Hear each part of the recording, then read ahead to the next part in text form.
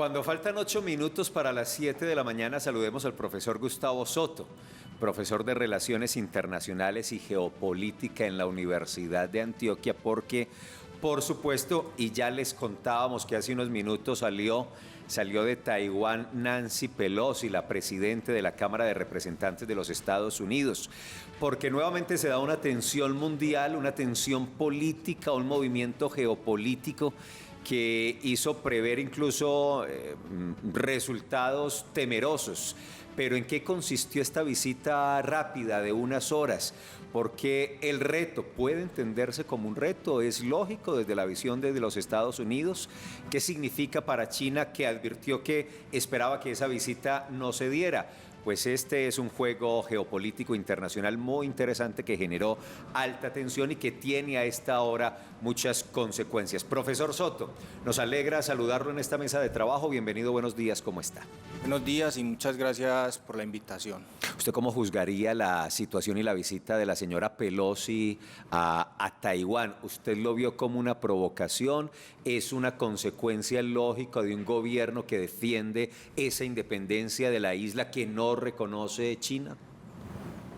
Yo pienso que aquí hay varios aspectos a tener en cuenta. El primero es que, de hecho, la República Popular China ya estaba advertida que por parte de la presidencia de los Estados Unidos, que pues son un país con división de poderes y que por lo tanto el presidente, el ejecutivo, no le puede decir al Parlamento y en este caso a la presidenta de la Cámara, Nancy Pelosi, que tiene que hacer y que no tiene que hacer. Y ahí hay una diferencia fundamental porque China es un modelo de partido único y en ese orden de ideas en Estados Unidos sí hay tres ramas claramente diferenciadas y pues la señora Pelosi toma la decisión y Biden le advierte al gobierno chino. Y en esto debo hacer una claridad, parece ser que al interior del gobierno de los Estados Unidos no se estaba a gusto, digámoslo así, con la decisión de la señora Pelosi, pero finalmente no se ve bien en los Estados Unidos que el Ejecutivo siquiera le sugiera a un miembro del Congreso qué debe o qué no debe hacer. Entonces, en ese orden de ideas, Biden le advierte a China, la señora Pelosi va, además porque en 25 años era la visita de una persona de tan alto rango a Taiwán. No se había dado en 25 años que, por ejemplo, la presidenta de la Cámara de los Estados Unidos fuese a Taiwán. Entonces, obviamente, pues eso generó una molestia por parte de China. Es más, de hecho, hicieron maniobras militares, pero también hay que tener en cuenta, y de hecho, si ustedes observan el video, el avión de Pelosi estaba escoltado por 22 cazas F-16 de los Estados Unidos, o sea, más un portaaviones. Entonces, de una u otra manera, Estados Unidos también le dice a Taiwán, sigo siendo el hegemón mundial. Bueno, profe, como si estuviéramos en su salón de clases, ¿por qué es para China una ofensa esta visita a Taiwán? ¿Cuál es esa historia de relación compleja entre China y Taiwán, este deseo de independización, de independencia que siempre ha buscado Taiwán y que China obviamente pues no lo va a permitir? Pues como si estuviéramos en mi salón de clases. Es una historia larga y compleja, pero trataré de hacerla corta. 1 de enero de 1949, Mao Zedong proclama la República Popular China. ¿Por qué la proclama? Porque ustedes saben que China venía en el siglo XIX de un imperio, el último emperador, la famosa película de Bertolucci. Luego se da la República de China, pero ya en la década del 20 del siglo XX se crean dos facciones dentro de China, que son los nacionalistas y los maoístas, Chiang Kai-shek y Mao Zedong. Luego se da una guerra civil interna en China entre ambas facciones, guerra civil que se interrumpe con la llegada de los japoneses, de la invasión japonesa. Primero Japón en 1935, en la parte norte de China, Manchuria, establece un gobierno títere que se llama Manchukuo, se le denominó así por la finalización japonesa, Manchukuo, que era un gobierno títere chino, pero obviamente pues manejado desde Japón. 4 años después empieza la Segunda Guerra Mundial en 1939 y tanto nacionalistas como maoístas dicen, espere, porque Japón primero invade y monta un gobierno títere en el norte de China, pero luego entra Nankín, entra Shanghái, entra Beijing, trata de invadir toda China. Lo que pasa es que no lo logra porque China es muy grande, claro. China es enorme. Entonces, ¿qué pasa? Que nacionalistas y maoístas dicen, espere, no peleemos, como decíamos en el colegio, tapo. Sí. Resolvamos el problema en común, que es el de afuera, el expulsar al invasor japonés. Y ya después peleamos entre nosotros. Ambos se ponen en esa tarea. Y luego de que ya Japón, ustedes saben, 1945, Hiroshima. Estados Unidos le suelta las bombas de Hiroshima y Nagasaki porque Japón no se iba a rendir por el código de honor que ellos tienen. Finalmente, ante eso, el emperador Hirohito dice, estamos en presencia de un poder tan devastador que hasta el día de hoy la humanidad no había presenciado. Ante eso, el Japón no puede hacer nada, o sea, nos rendimos.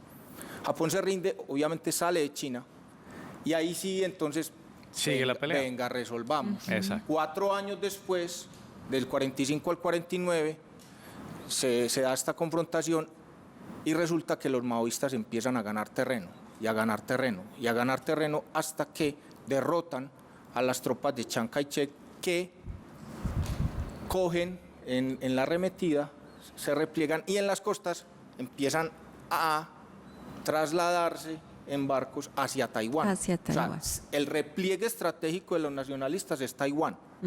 Allá se quedan. En 1949 Mao Zedong proclama la República Popular China y Chiang Kai-shek se repliega en la isla de Taiwán, los nacionalistas, y allí fundan una nación, dicen, vamos a hacer la República de China, porque mire, por eso se llaman República Popular de China y República de China. Mao Zedong en algún momento amenazó con que iba a invadir a Taiwán y Estados Unidos, recuerden que estaba en Japón con este tema del plan MacArthur. A MacArthur se le había encargado toda la reconstrucción de Japón y demás. En ese momento hubo un intento por parte de China de invadir a Taiwán y Estados Unidos dijo, momento, no se atreva. Claro. Entonces China en ese momento histórico dijo, no, yo no tengo por qué, porque es que ustedes tienen bombas atómicas. China apenas viene a obtener su bomba atómica en 1964, o sea, mucho tiempo después. En este momento, profe, ¿cuál es la situación? Porque el actual gobierno de Taiwán pues, es democrático y aboga en buena medida por esa independencia. Obviamente estamos en lo que estamos frente a China. En este momento, ¿cuál es esa pues, inclinación desde Taiwán? Sí, lo que venía diciendo. Entonces, Taiwán se forma como república aparte de la China continental. Y eso continúa así a lo largo de los años. Hasta el día de hoy. Hasta el día de hoy. ¿Qué es lo que pasa? Que la República Popular de China empezó la reforma económica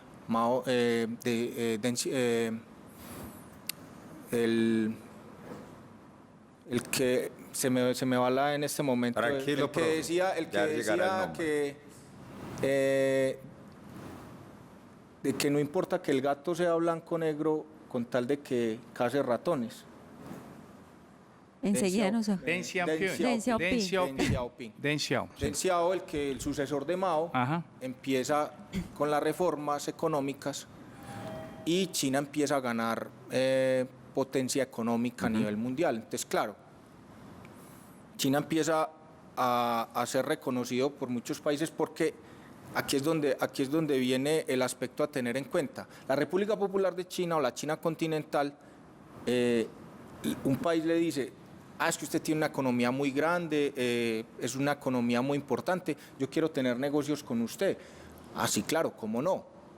Desconozca diplomáticamente a Taiwán, rompa relaciones con Taiwán y establezcalas conmigo. Eso ha llevado a que en las últimas décadas, mientras la mayoría de países por allá en la década del 80, comenzando los 80, tenían relaciones con Taiwán y no con la República Popular China, hoy en día es al revés. Hoy en día creo que solamente quedan 16 países del mundo que tienen relaciones diplomáticas con Taiwán, ni siquiera Estados Unidos. Exacto, son relaciones comerciales. Profesor, pues ahora es clave también la actitud que vaya a tomar Joe Biden frente a esto, lo que ha sido considerado como una provocación por parte del gobierno chino frente a esa parada que hizo la presidenta de la Cámara de Representantes de los Estados Unidos. ¿Cuál cree usted que debe hacer Joe Biden en este momento? ¿Bajarle la presión, el pulso a lo que está sucediendo? Porque ya también con esa amenaza de acciones militares, ¿y qué repercusiones pueda tener para el mundo? Yo creo que si lo miramos en comparación con el gobierno anterior de Donald Trump, la tensión ha bajado. Trump la elevó mucho. Es que Donald Trump visitaba Taiwán, era amigo de Taiwán y pues ahí siempre estuvo provocando. Trump la elevó mucho porque además Trump estaba enfrascado en una guerra comercial con China. Ahí es donde viene, ha bajado la tensión, pero Biden ha mantenido algunas cosas, ese es el punto ahí. Es decir, la tensión estaba muy alta porque Trump le dijo a China, yo le voy a poner aranceles, entonces los chinos, una guerra comercial, los chinos dijeron, listo, yo le voy a poner aranceles a la importación de alimentos de Estados Unidos, o maquinaria, etc. Biden no los ha quitado.